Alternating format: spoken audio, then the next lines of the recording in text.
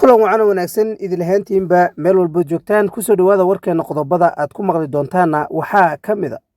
wararka aanu ka helayno ama ka imaanayo aagaga kala duwan ee dagaalada ay ka socdaan wadanka Ukraine ayaa sheegaya in ciidamada Ruushku ay wadaan duqeyn aan kala joogsi lahayn iyada oo ay ciidamada wadanka Ruushku ay ku howlan yihiin sidii ay ku qabsan lahaayeen agag horle iyo magaalooyin cusub waxaana la sheegayaa inay haatan si weyn ay ciidamada Ruushku iskugu ballaarinayaan magaalooyinka bariga dalka Ukraine. khubaro ku takhasustay laanta adeega hawada oo ka socoto dalka boqortooyada Ingiriiska ayaa iyagana la sheegay inay galbeedka dalka Ukraine ay si weyn ugu howlan yihiin iyadoo hay'adda ugu sarreysa baarista dalka Ruushka ay sheegtay in sabtidii ay eegayso warbixin ay warbaahinta Ruushku soo saartay oo ku saabsan in saasa loo diray gobolka Lviv ee galbeedka dalka Ukraine. wakaaladda wararka ee Ruushka ayaana si weyn u hadalhayso arrintan ku saabsan in khubaradaasi ay ku sugan yihiin galbeedka dalka Ukraine iyo sidoo kaleeto bariga halkaasina ay ka wadaan baadhitaan waxyaabihii halkaasi ka dhacay. aqalka cad ee looga arrimiyo dalka Mareykanka ayaa generaal howlgab ah u magacaabay isku duwidda kaalmada military ee dalkaas uu siinayo Ukraine. generaal Terry Wolf oo dhowaan ka mid noqday ciidamada qaranka Mareykanka ayaa haatan loo magacaabay inuu noqdo isku duwaha kaalmada militariga ee dalkaasi uu siinayo Ukraine. Ra'iisul wasaarihii hore ee dalka Pakistan Imran Khan ayaa shir jaraa'id oo uu ku qabtay sabtidii gurigiisa ku yaala Benigala ee magaalada Islamabad ku sheegay in uu fariin u dirayo dhammaan ururadiisa si ay ugu diyaar garoobaan socdaalka xorriyadoonka ah ee lagu marayo gudaha magaalada Islamabad. Daawadayaal, qodobadaasi oo faahfaahsan ayaad warkeena kaga bogan doontaan haddii ay tahay markaadii kugu horreysay ee barteenan YouTube-ka aad soo booqato channelka subscribe saar siina share garee barnaamijka haddii aad horey noola joogtayna waad ku mahadsan tahay la joogitaankaadee halkaasi ka sii wad daawashadaada wacan. aad iyo aad baad mahadsantihiin. aan ku bilownay dagaaladii ka socday dalka Ukraine ayaa mar walba waxa ay sii geliyaan jawiyo ka duwan jawiyadii hore iyadoo mar walba saraakiisha dalka Ruushku ay soo saarayaan baaqyo kala duwan oo ay ugu baaqayaan in ciidamada dalka Ukraine ay isku soo dhiibaan laamaha ammaanka ee dalka Ruushka ee ku sugan gudaha dalka Ukraine iyadoo wadamada reer galbeedkuna ay wadanka Ruushka ugu baaqayaan in ay gebi ahaanba ka waantoobaan falalkan argagixisada leh ay ku hayaan wadankan madaxa bannaan ee dalka Ukraine. wararka imaanaya agaga kala duwan ee ka tirsan dalka Ukraine ayaa sheegaya in ciidamada kala duwan ee wadanka Ruushku ay wadaan duqeymo aan kala joogsi lahayn iyo qabashada goobo horle. saraakiisha Ruushka ah ayaa sheegay in hadafkoodu uu yahay qabashada koonfurta Ukraine iyo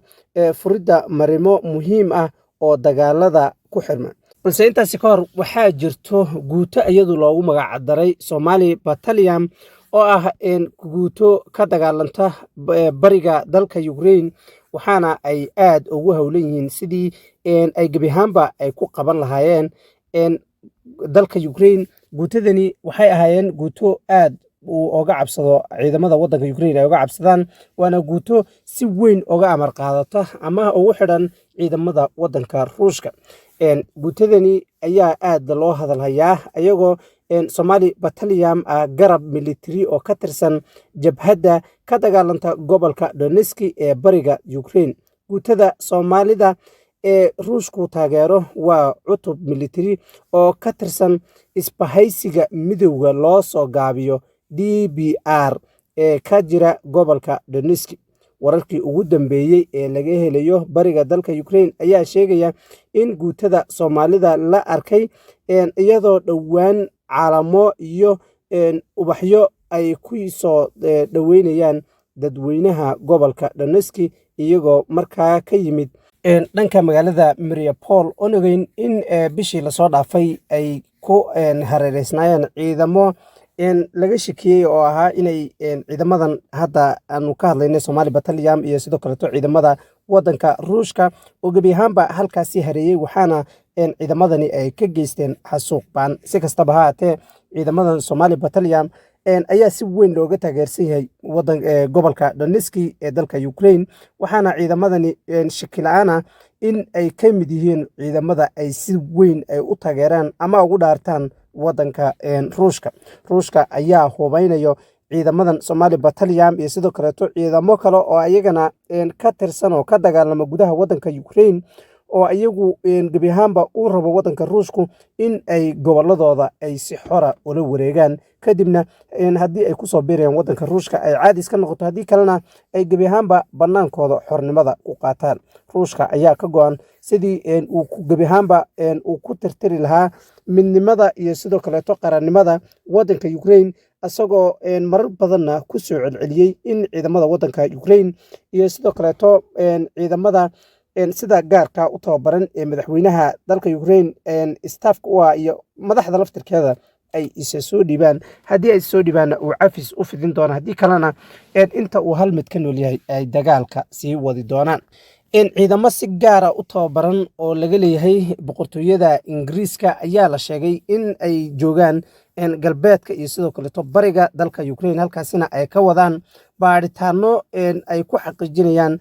waxyaabihii uu Ruushku halka ka geystay hay'adda sirdoonka ugu sareysa dalka Ruushka ayaa iyada ka warheshay arintaasi iyadoo si weyn warbaahinta dalka Ruushku ay u hadalhayso ciidamadan boqortooyada Ingiriiska ay u soo dirtay dalka Ukraine iyo meelaha ay ku sugan yihiin sirdoonka wadanka Ruushka ayaana si weyn ugu raad joogo ciidamadaasi la sheegay inay ku jiraan gudaha dalka Ukraine si kastaba ha ahaatee Ruushka ayaanan u ogolayn wadamada reer galbeedka inay soo galaan gudaha wadanka Ukraine asagoo halkaasina ka ilaalinayo inay kaalmo military iyo sidoo kaleeto ciidamo reer galbeeda ay soo galaan gudaha wadanka Ukraine haddii ay soo galaana halkaasi waxaa ka dhici karo dagaalo waaweyn oo la mahadinin ayuu Ruushku sheegay aqalka cad ee dalka Mareykanka looga arrimiyana waxa uu sheegay in uu u magacaabay sargaal howlgaba asagu oo kaasi oo uu sheegay inuu caawin doono ama ka caawin doono kaalmada military ee dalkaasi uu siinayo wadanka Ukraine General Terry Wolf oo dhawaan ka mid noqday golaha ammaanka qaranka Mareykanka ayaa khibrad u leh hawsha loo igmaday sida ay sheegeen dadka aqoonta u leh waxa uu taliya ku-xigeenka u ahaa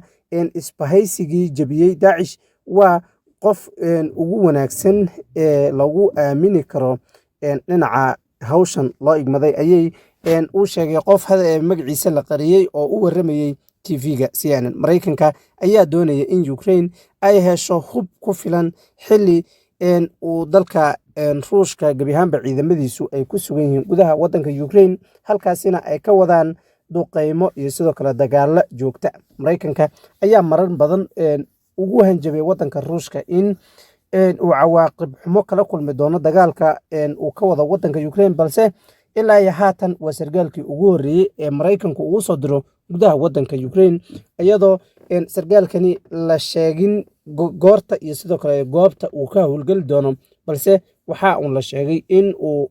la taliye ka noqon doono dhinaca militariga iyo sidoo kale hubka la siinay ugu dambeyntiina ra'iisul wasaarihii hore ee dalka Pakistan Imran Khan ayaa shir jaraa'id oo ku qabtay gurigiisa oo ku yaala Benigala magaalada Islamabad ku sheegay in fariin uu u dirayo ururada siyaasadda gaar ahaan kuwa ay isku xisbiga yihiin socdaal dheer oo lagu mari doono inay ka soo qayb galaan socdaal dheer oo lagu mari doono magaalada Islamabad Imran Khan ma uusan shaacinin xilliga iyo waqtiga dhabta ee la qaban doono socdaalkan dheer iyo waxa uu la jeedo iyadoo weyn in bishan gudaheeda laga qaaday xilka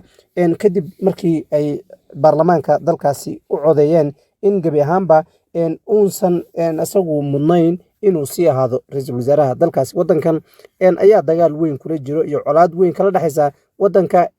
India oo asagu daris la waxaa sidoo kale siyaasadda Imran Khan lagu sheegaa inuu yahay nin aad ugu adag dhanka diinta